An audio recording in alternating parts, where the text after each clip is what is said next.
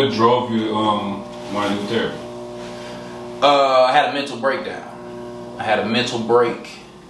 Top of the summer, spring. Spring, summer. And I had been to therapy before, but I had a bad experience in therapy. You got to remember, therapists are just people. You know what I'm saying? So everybody ain't gonna be qualified. Everybody ain't gonna do their job right, just like any other job. But yeah, so just life. I was in a real heavy transitional place in my life. I had just sold my house. I was dealing with pressure from, stretching myself too thin for a lot of people as a provider. And, when you're the reliable one or the strong friend, there's a weight that comes with that. And there's also a lack of, hey, are you okay? Hey, let's call Irv and make sure he's straight. Nobody does that. You're the strong friend, right? And on top of that, you're known as the strong friend. So you start to live up to this and be like, I got it. I'm cool. And I'm cool so long that you're not cool.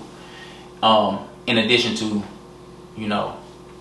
I realized the way that I dealt with trauma my whole life has been to work. So the homie could die, and the next day I'm gonna go out and make some money because I'm making money for the homie. I'm greeting for the homie. It's always something, like whatever the trauma is, my counter to it was to work myself to death, or to work so hard that I don't have time to stop and think about the traumatic thing that happened to me. So around the top of the year, I was transitioning back into full-time creating music, clothing, my creativity.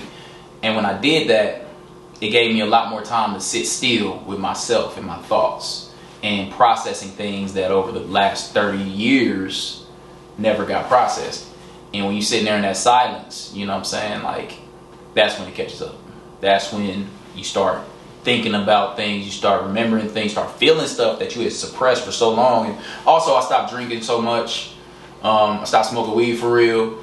And in this sober mind, like, I feel like Kendrick said on his most recent album, he said, you haven't felt grief until you felt grief sober. Mm-hmm.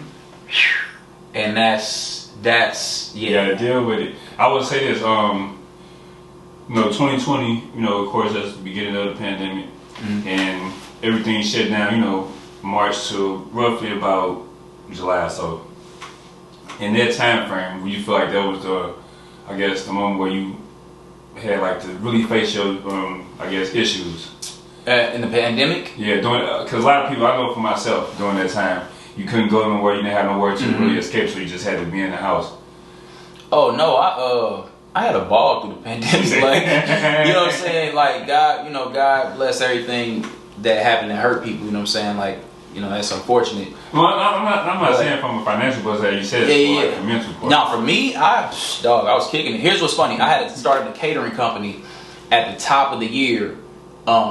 Or no, was it the end? No, it was the end of 2019. Started this catering company. Mm-hmm. Booming. I mean, like Zoom, which, oh my God. Zoom conference calls, I had no idea that this is who we were catering for. One of our accounts was Zoom, who has a headquarters here in Kansas City. So, not even really realizing where the world is about to go, had that as one of the accounts. Had a few different little spots just doing catering. I love to cook. That's where you get phenomenal taste and all this type of stuff from. So, yeah, it was good. And then the company was popping, but everything shut down for the pandemic. And that was kind of a bummer. But what I realized was it was the break that we all needed. The time to reevaluate, the time to say, you know what, I should take my daughter outside and play more often. Because I remember walking down the street and being like, I didn't know a family lived there. I didn't know there was children that lived there because the whole family's in the front yard playing kickball, playing baseball. You know what I'm saying? It's like, wow. So, yeah, it was cool. And for me, it was good to slow down and reevaluate, why do I get up? I've never worked for anybody.